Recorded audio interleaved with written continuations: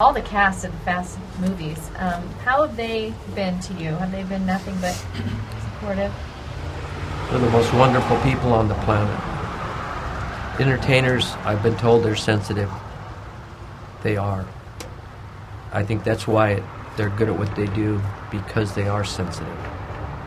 I understand Ben had a very hard time coming into the house to get his composure. When he came in, he just did that Vin Diesel, tilted his head and just looked at me. Tyrese.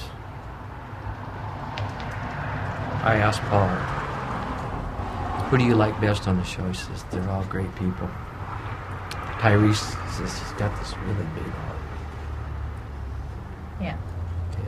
And Tyrese has been helping you guys out through all of this. I think that Paul to say that about somebody is an awful nice thing. Tyrese stayed there for a long time, and he led us in the most wonderful prayer you'd ever heard. Last night? Night before last night. There will always be a special place in our hearts for that man. And we love him. And thank you very much for what you did. Michelle Rodriguez. I said, thanks for coming. And she said, blip. Why wouldn't I come? We're all family. She's great. I've interviewed her before. She's a fireball. Paul loved her. He said, boy, if you were going to get in a fight, you want Michelle with you. Forget everybody else. He says, man, she's feisty. And he says, she is just a ball to be around. He says, it's like going around with a stick of dynamite. He said, she is just a real deal, yeah. You know.